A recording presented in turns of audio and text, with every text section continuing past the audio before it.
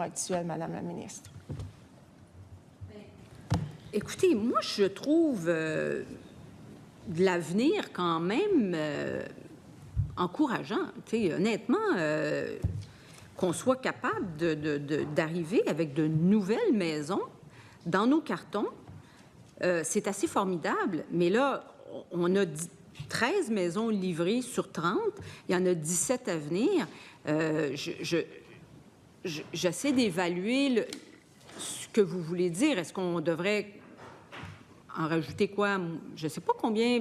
Vous évaluez le besoin comment? Est-ce que nous, ce qu'on se dit, c'est, bien, écoutez, on va construire les 17. Il y en a dans toutes les régions du Québec, les 17 suivantes.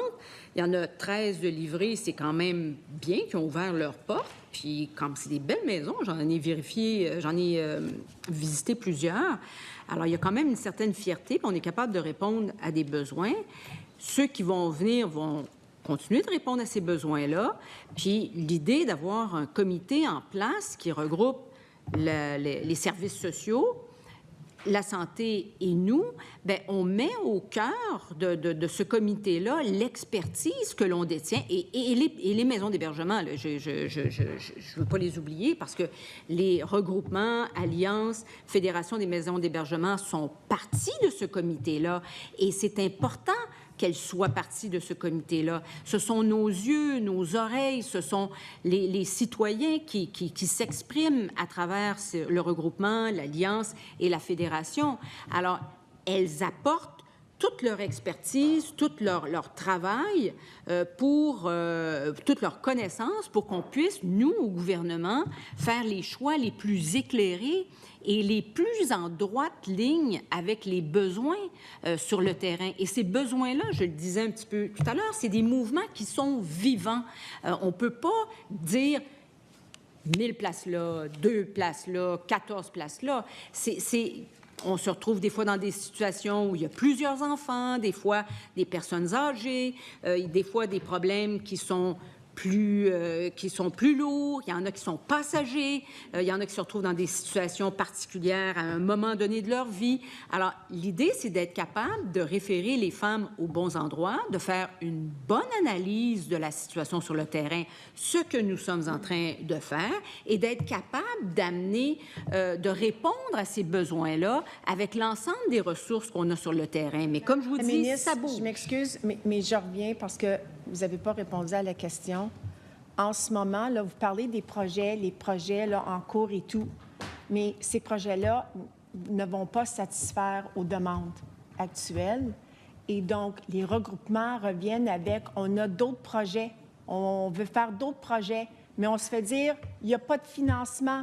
Donc là, on a atteint comme un sommet, on est saturé, c'est voici les projets actuels, mais les nouveaux que vous voulez avoir, là, non, il n'y en a pas d'argent. C'est ça la situation. C'est ça que j'aimerais avoir votre confirmation, Madame la ministre. C'est ça la situation actuelle.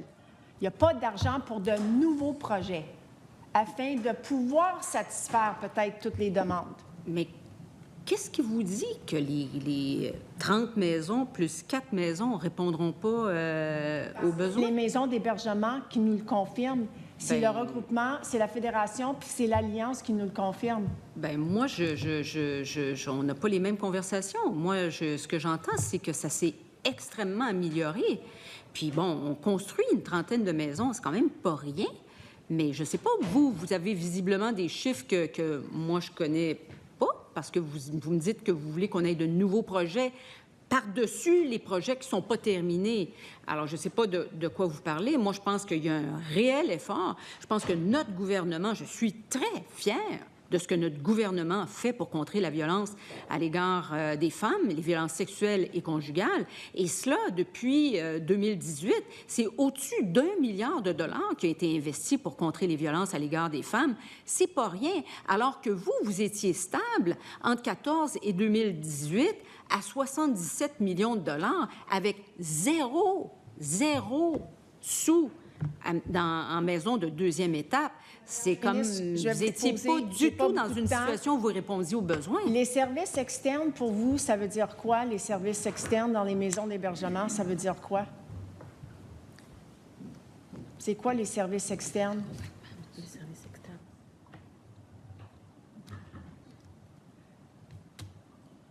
Est-ce que vous savez qu'est-ce que c'est les services externes, Madame la ministre, dans les Oui, maisons mais d'hébergement? les maisons d'hébergement donnent des services, pas juste les maisons d'hébergement. Il y a l'aide d'urgence, les centres de femmes donnent des services pour accompagner les femmes.